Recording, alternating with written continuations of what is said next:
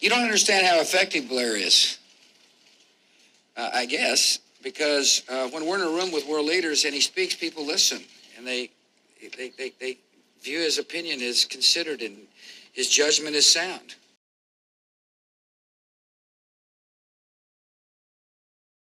Saddam Hussein, cruel, ruthless dictator, or a victim of the West's greed? In this video, we'll be exploring one of Saddam's palaces that lie now abandoned in Iraq, and how his people remember him.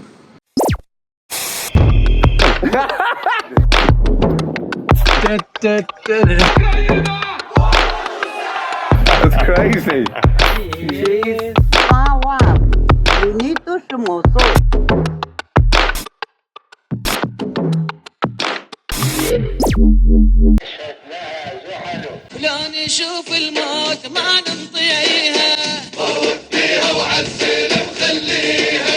Saddam Hussein is still one of the most controversial figures in the Middle East. Mostly seen as an evil butcher of Iraq, a man of mass executions and chemical weapons, a man who killed hundreds and thousands of his own people and tried to wipe out the Kurdish population. A figure whose actions arguably led the Iran-Iraq War of the 80s, the Gulf War of the 90s, and the Iraq War of the 2000s. An English thing then?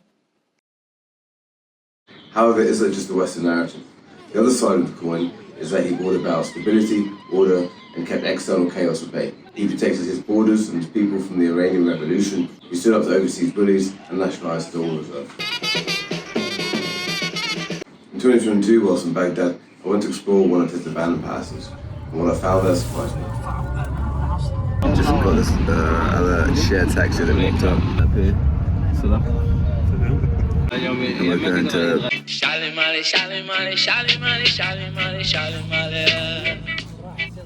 These cheeky men. Yes, this King Hammurabi. King Hammurabi, Yes. the descendant of Nebuchadnezzar too. Yes. Ah, This. pleased to meet you, sir. Salam alaikum. Salam. Shakumaku. Shakumaku. Alhamdulillah. Alhamdulillah. Alhamdulillah. كيف حالك? كيف حالك? Babylon, not the oppressive and capitalistic system that one day shall fall, but the ancient Mesopotamian city that dates from 2000 to 500 BC. A city once known for its impressive architecture, advanced culture, and the legendary Hanging Gardens, not to mention Alexander the Great's place of death. As you can see, what's left of Babylon is nothing but ruins. Ruins that Saddam attempted to rebuild in the 80s in order to leave a legacy. Here you'll find new brickwork on top of the old, labyrinths of corridors with mythical creatures, and walls with Saddam's stamp. In my time, I am Saddam Hussein, the president of Iraqi Republic. I rebuilt Babylon and he put the date.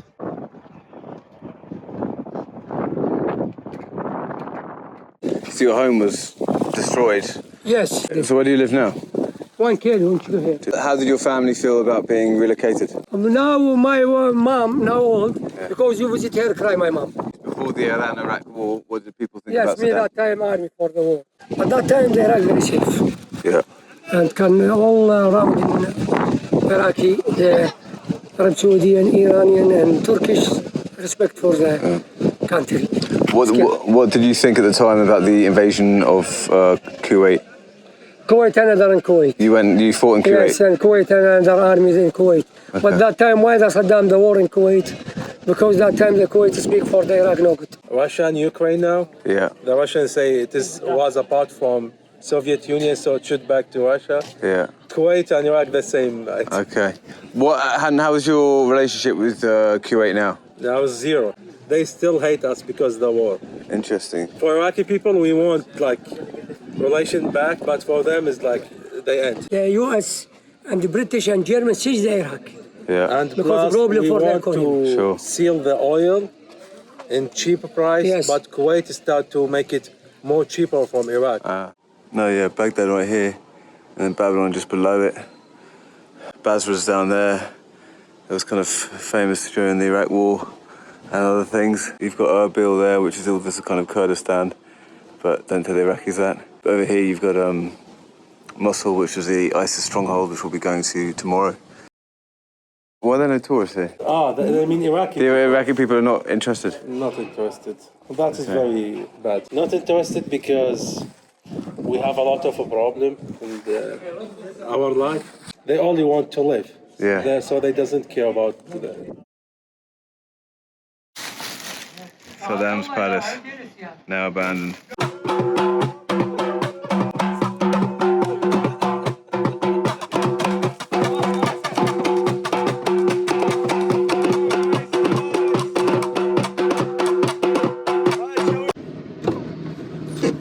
Oh.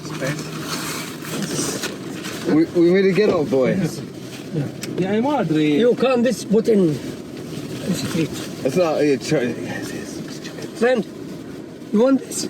No. Or put here on He's gonna chuck it in the street. That's okay. Yeah, that's okay. Okay, no problem.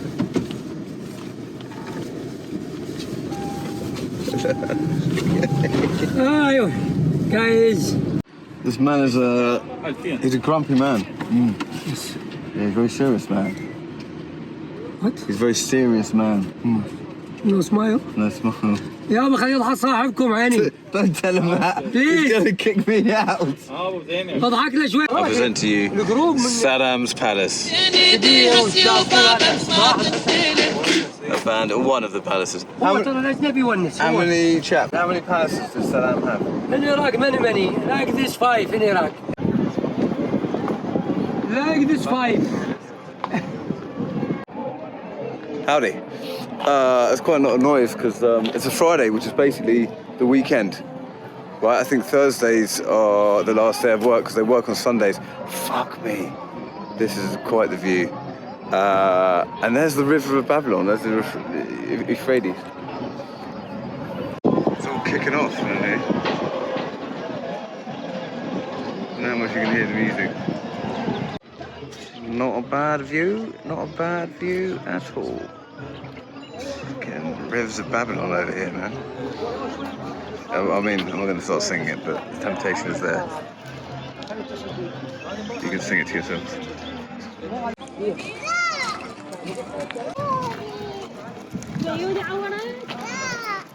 What's interesting here is that Saddam was apparently into Stalin. He was banging into Stalin. He loved the kind of communist profile portrait of Stalin. I believe that's Nebuchadnezzar. Building the walls. Some kind of snake jazz. An eagle with a willy.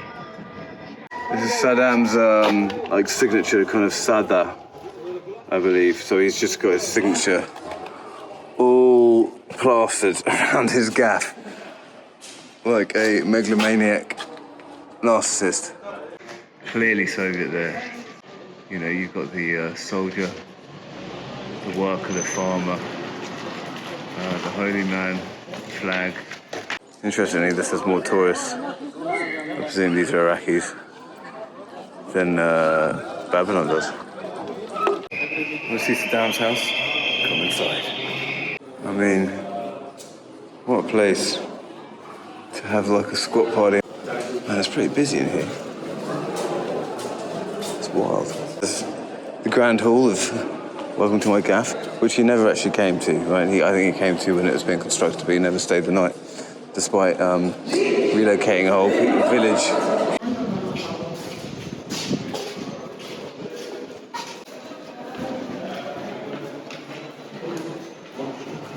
I'm not sure why they're guards here. Like, it's not like they've got to preserve the walls or that the stuff hasn't been taken. Not bad. Terrace? I mean, you know, Saddam had I wouldn't say taste, but he had he knew where was a good position. He knew a good viewpoint when he saw one, I guess. Where should we go for the weekend for a romantic trip, darling? Well, Saddam Hussein's house, obviously. There's Euphrates.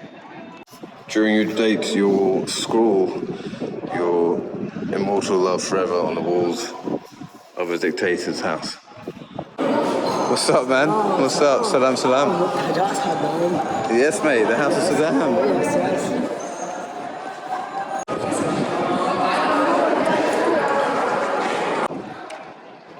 Where are you from?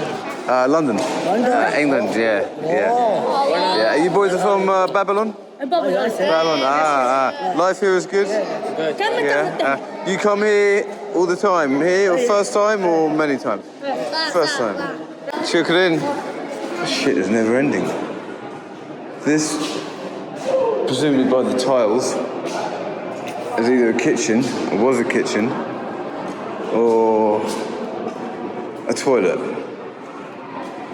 I'm guessing a kitchen. Maybe a larder? Yes!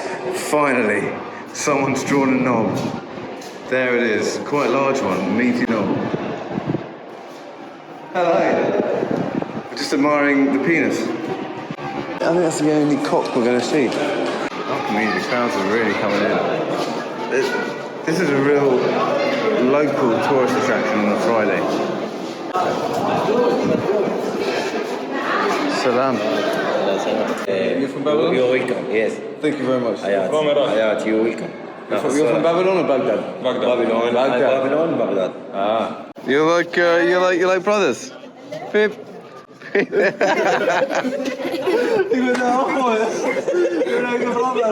Surely the American soldiers came here, which begs the question, why isn't it desecrated with Americanisms and, you know, all that jazz, and land of the free nonsense. Land of the free indeed.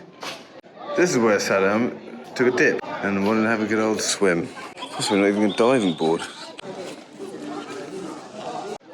Here, you can imagine a dictator practicing his front crawl, having a little dip, thinking about dictatoring things, conquering the world and all that jazz, whilst, you know, looking up at the sky. What's up, boys? How's it going? I'd love to take a photo. Let's do it. Should we go? Let's go in the pool. So while having a dip, you can look up proudly at his Soviet-inspired carvings on the wall with his face next to his initials. Clearly not a man of ego. There's even a boat party. Fucking who knew that Saddam's abandoned house was such a party place? You've got boat parties happening on the river. You've got parties banging off over there at 3 p.m. You've got all these lads and ladies out and about, playing their tunes, having their barbecues, playing their drums.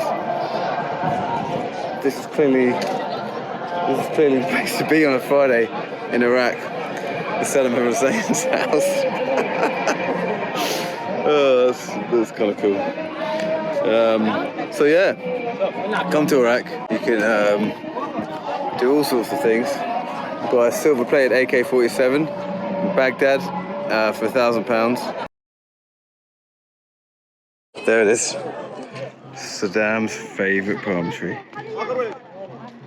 And it's not particularly symmetrical. Sexual even.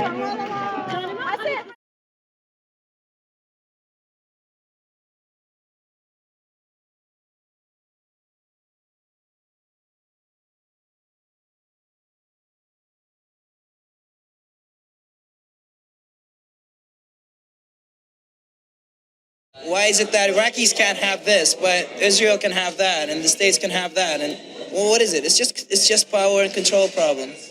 They don't want such people to have power. They don't want us to have power at all. Absolutely not a dictator. He gives us and giving us a lot of opportunities to live our simple life. He made our education free without any charges. He built a lot of facilities, a lot of things that he developed. So we don't think that he's a dictator at all. But basically what it is just profit. Blood for oil. Are you a war criminal? Of course I don't believe that. But Why are they calling you one? Ryan, you know why they are, and they're perfectly entitled. Look, I'm not going to explain it. I don't have to explain it. They can explain it. But in the end, you can try. You know, of course I can understand it. But you can't take decisions on the basis of people with placards. You've got to take decisions on the basis of what you think is right.